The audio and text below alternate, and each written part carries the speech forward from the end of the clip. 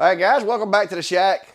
For you laser guys and CNC guys, this may or may not be a video that you're going to want, but tonight, guys, I'm going to be putting together a beehive for a couple of swarms that I've got to go catch. I got a call the other day. I've got a fellow that needs some bees removed from a camper and another one that needs some bees removed from a shooting house before hunting season gets here. So in order to get those guys, I got to have a home for them. Well, lucky me, Vevor had sent me an email asking me if I want to try out some of their products.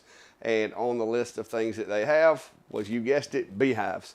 So I have purchased several beehives online from different companies that you can find on Amazon. So this is not a new thing for me. Yes, I can make my own beehives, but guys, by the time I buy the wood and the materials and stuff, it's hard to beat the prices of some of these Amazon beehives. So if that's something that you think you might be interested in, if you're a beekeeper or you just, thinking about getting into beekeeping, you may want to watch this video.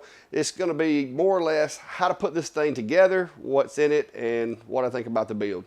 So stick around if you're into that, and we're going to get to putting a beehive together.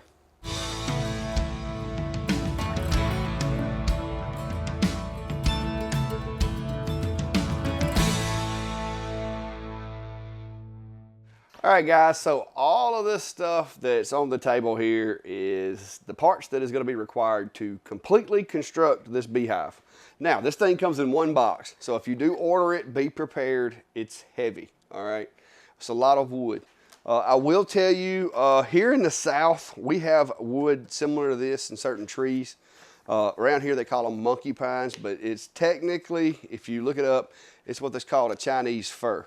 Now, I do know from running my sawmill and milling these trees, they do really, really good out in the weather. So as opposed to using pine or something that's not real weather tolerant, I have experience with this material, and it does do well outdoors in the weather. This hive is also wax dipped, meaning that they boil beeswax and then they dip them in it, and it coats the wood to help seal it and prevent moisture exchange and cracking and all that. Plus the bees like it because they can easily attach stuff to it and so forth. So this is the little book here, and what I'm going to do, guys, I'm going to move the top and some of the other pieces out of the way, and I'm just going to get started putting this thing together. I'm going to use the overhead camera to kind of walk you through the process, but for the sake of time, guys, we're not going to sit here and go through each step. I will, however, let you know, for those of you that aren't familiar with bees anyway, this is what the finished product is supposed to look like. And this is going to be a double-double, which is going to be a double deep. It's going to have, I'm assuming 10 frames. I believe that's what it said. But it's going to have two 10-frame deeps in the bottom and then two 10-frame supers up top. It does have the base as well as the inner cover, the outer cover, and it even comes with a queen excluder.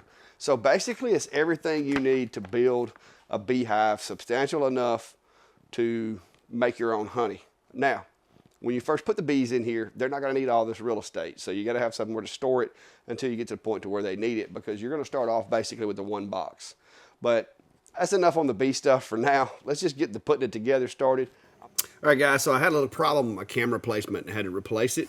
As you can see, I've already got one of the boxes. This is the very first box. I've already got it put together, and I'm working on the frames. The frames pretty much snap together with a little glue. I'm kind of speeding through this, but you can still see the process.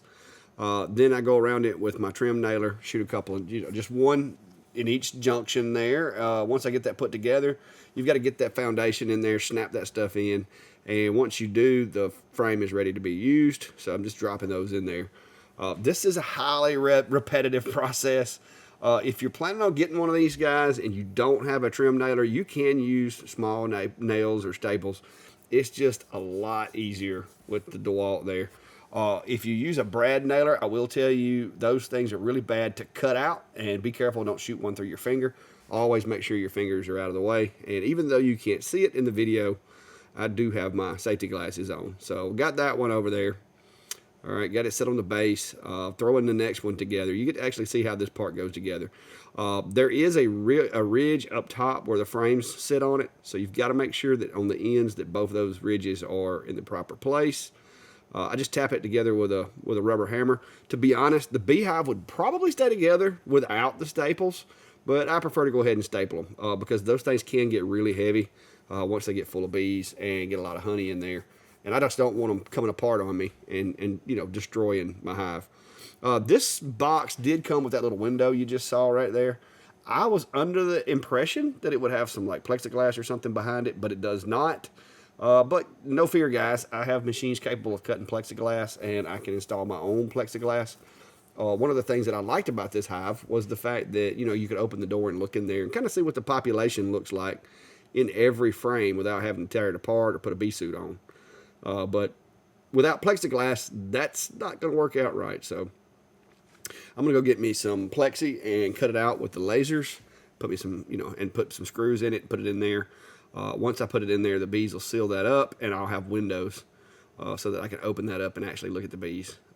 But, you know, plexiglass would be a nice addition to that. I don't know if they did it, you know, so you could treat it for mites or whatever, or just do quick inspections, but I want windows, so I shall have windows before it's over with. But guys, this, like I said, it's a lot of repeat with these frames. 40 frames is a lot, so we're going to speed on through this. So here goes the time warp.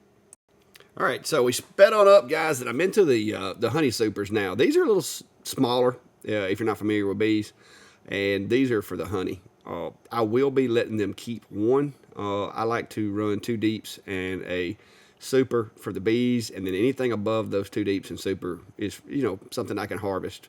But that gives me plenty of resources for the bees to be able to make it through the wintertime. And I don't like for my bees to struggle, and I don't like having to feed them sugar water in the wintertime. So I try to leave them enough resources that in the spring they can come back really strong.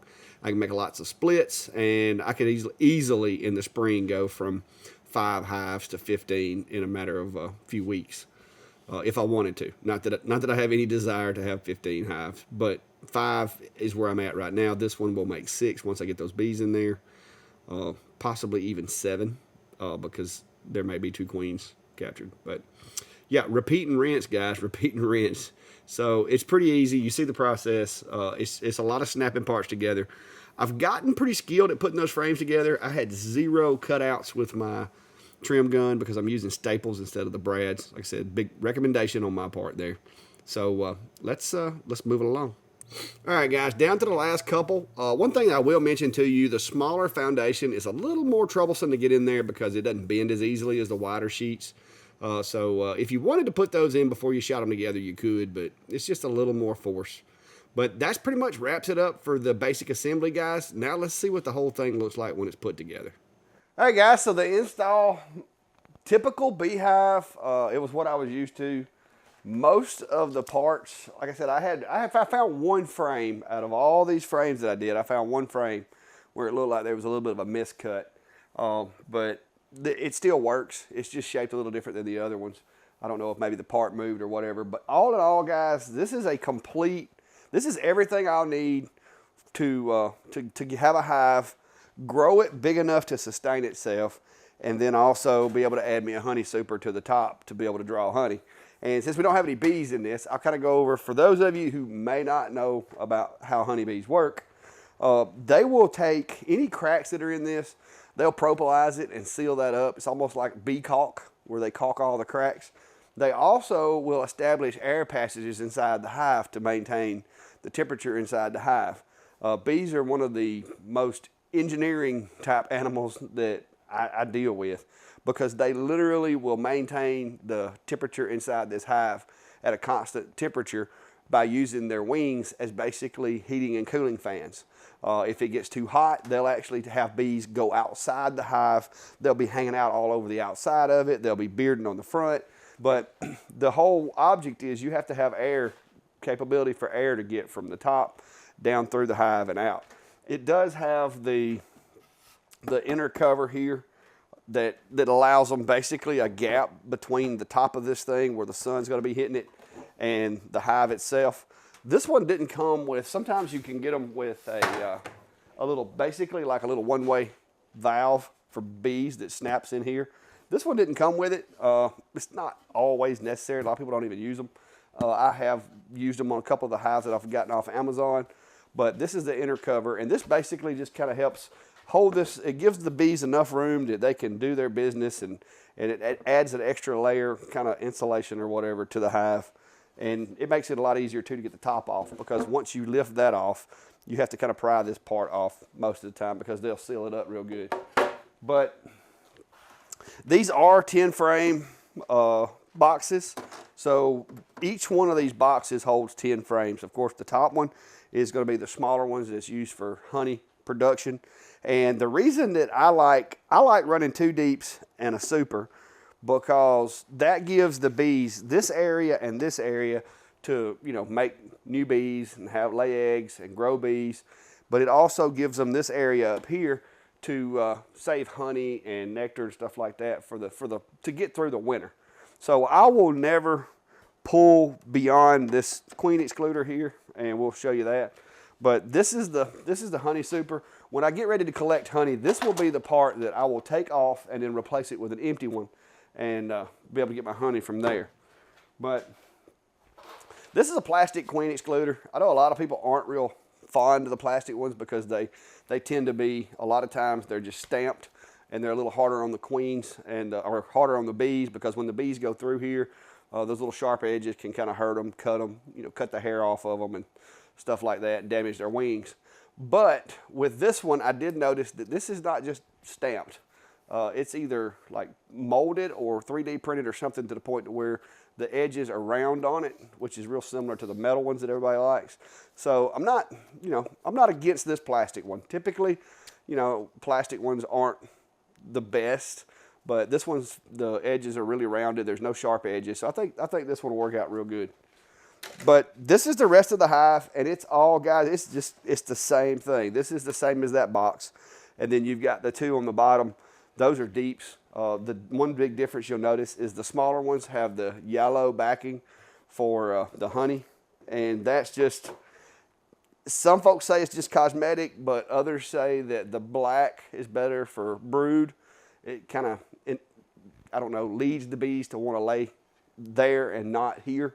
One thing that I can tell you is the black is better when you're doing your hive inspections, to be able to look down in there and see if you've got eggs or see if you've got larvae inside those cells, because that black background contrasts with those white eggs or the white larvae.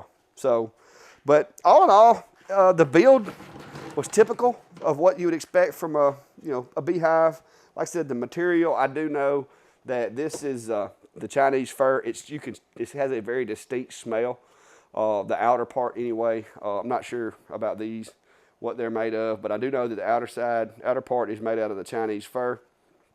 I have milled it, and it's a good resilient wood for outside. I would compare it to eastern cedar as far as how rugged it is and weather tolerant. And then this one's wax dipped as well, so that's going to add another layer of protection for the wood. Now, these little doors, I thought when I saw this thing online, I thought that these little doors would have plexiglass or something inside there so that you could look in on the bees and they couldn't get out. That's not the case. These are actual like holes or windows. So there may be an upgrade in the future. I'm not going to fool with it tonight because I do have some clear acrylic, but I plan on doing some Christmas ornaments with that. So I'm not going to worry about that tonight, but I could see in the future maybe cutting myself some 3mm clear acrylic and putting in there to make a window, so that when somebody comes over, I could actually pull these off, show them the bees without having to suit up and worry about bees going everywhere, because they're not going to be happy if you open this without some kind of glass or something in there. So that may be something I do later. I thought when I looked at the pictures, I thought it would have that, but it did not. But guys, as always, like I said, I appreciate them sending me this out. This is actually something that I will get lots of use out of. There will be more videos, of course, because I've got to put bees in it. And once I put the bees in it, I'm going to be getting honey out of it, that kind of thing. So we'll be able to do a little more in-depth review of the hive once it actually has bees in there. But I can tell you from my experience with beehives, it doesn't have to be really complicated for bees. I mean, I've gotten them out of trees. I've gotten them off of out of houses, out of attics. So as long as they have somewhere that they can build a house and they have the ability to regulate the temperature somewhat, they're going to be fine. They'll seal up all these cracks and they'll make a home out of this, and it's going to be a heck of a good hive. I've got one colony already that I got this summer that has filled up a hive this size. Now, this time of the year, I'm going to probably have to steal from some of my other hives to give the bees that I'm going to put in here enough resources to make it through the winter, which means I'm not going to be able to get any honey for myself, but that's okay. I'm going to get jars of honey every time I go and get one of these hives out of a house, or out of a shooting house or out of a camper. I actually keep the honey and use it for myself. So it's probably going to hurt me a little having to borrow from all the hives. Luckily, I have 5 strong hives that I can pull from. One of them is massive that has 30-something frames of bees in it. So what I'm going to do once I get the bees, I'm going to put them in here, and I'm going to give them probably 5 or 6 frames of resources and stuff to try to help get them kick-started.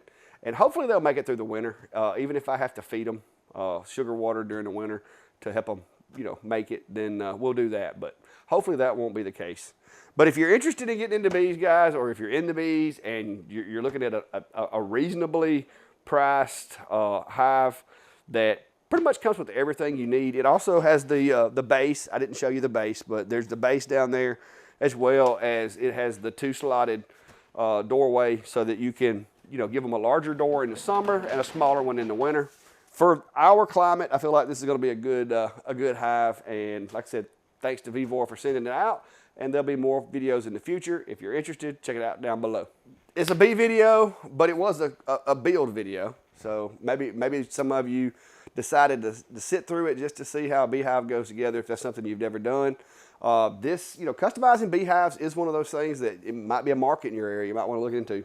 But, with me, like, bees is another one of my hobbies, and you guys want to see them sometime, so there you go. But until next time, be safe and have a good day.